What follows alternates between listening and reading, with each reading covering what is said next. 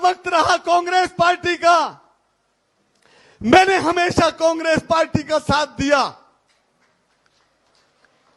और आज कुछ षड्यंत्रकारियों ने मेरे पीछे, मेरे पीठ में छुरा घोंपने का काम किया है।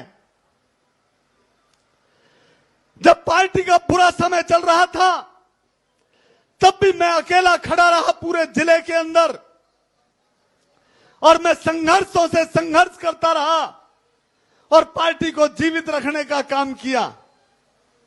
साथियों, आपके सामने है, मेरा लोकसभा का भी पीछे टिकट काटा गया था, तब भी मैंने कहा कि नहीं, हम पार्टी के साथ रहेंगे।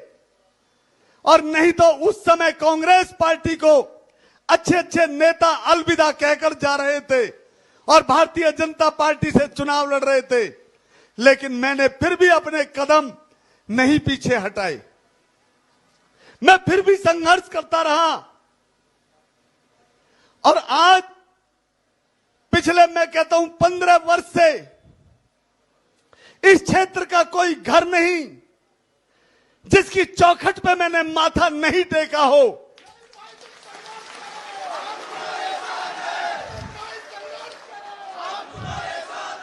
कोई इस क्षेत्र का नौजवान वोटर, बुजुर्ग, मां और बहन ऐसी नहीं मिलेगी कि जिससे ललित नागर ने राम राम नहीं करी हो या आगे उसके सामने नहीं आया हो।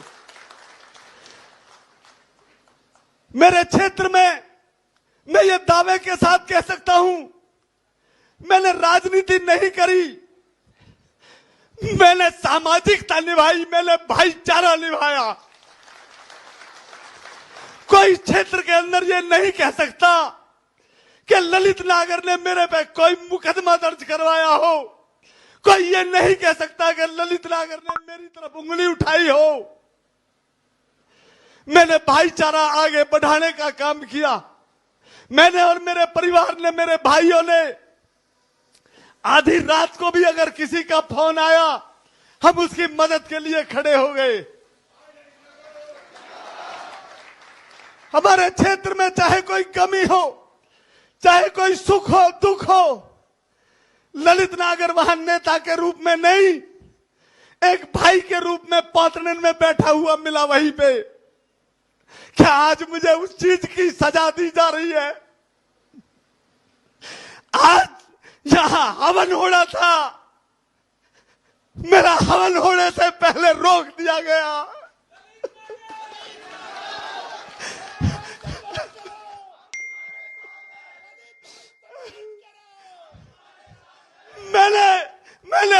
मैंने जब राजनीति शुरू करी थी, मैं एक नौजवान था। पिछले 15 वर्ष के अंदर ना मैं कभी सत्ता में आया, ना मैंने कभी सत्ता देखी। मैं हमेशा विपक्ष की भूमिका निभाई और मैं बुढ़ापे के अंदर कदम भर दिया मैंने। क्या इसीलिए कि जब सरकार आती नजर आ रही है तो मेरा टिकट काट दिया गया? इसलिए मैंने संघर्ष किया। आज मेरे हवन में जहां अग्नि जलनी थी, आज अग्नि बुझी पड़ी है यहां पर। क्या मैंने ये इसीलिए लगाए थे?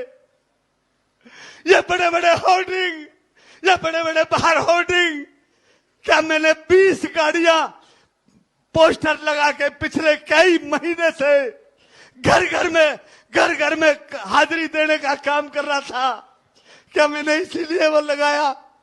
मैं मान लेता मेरी पार्टी ने अगर मेरे से कोई मजबूत कैंडिडेट को टिकट दे दी होती, लेकिन आज पैसे का खेल हुआ है और राजनीतिक मेरी हत्या करने का प्रयास किया है और ऐसे कैंडिडेट को टिकट देकर भेज दिया जिसको लोग नाम से नहीं जानते, गांव से नहीं जानते, जिसको शकल से नहीं जानते। क्या ऐसे ही लोगों को पार्टी टिकट देगी? भाई सरदारी, मैं आपसे कहना चाहता हूं, आप मेरे चाचा, ताऊ, भाई सब हो, मेरे आप सब कुछ हो। आज हमने ये पंचायत इसलिए बुलाई है, जो आपका डिसीजन होगा वो मेरे सिर माथे पर होगा।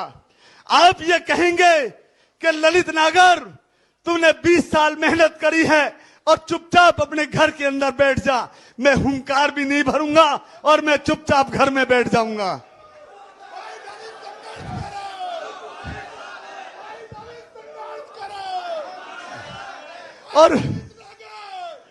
और आपका जो आदेश होगा वो मैं करूंगा। लेकिन ये सच है कि आज तो मैं इतना टूट चुका हूं, मैं इलेक्शन नहीं लड़ पाऊंगा। अगर इलेक्शन लड़ोगे तो आप इलेक्शन लड़ोगे, मैं नहीं लड़ पाऊंगा।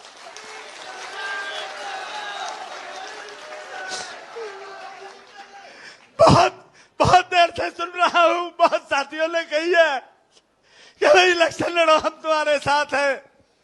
साथियों, मैं तुम्हारा चेहरा बन सकता हूं, लेकिन चुनाव आपने लड़ना पड़ेगा, आपने मेरा भाई बनना पड़ेगा। आज मेरी टांग टूटी हुई है, आपने मेरा पाम बनना पड़ेगा, आपने मेरी टांग बननी पड़ेगी।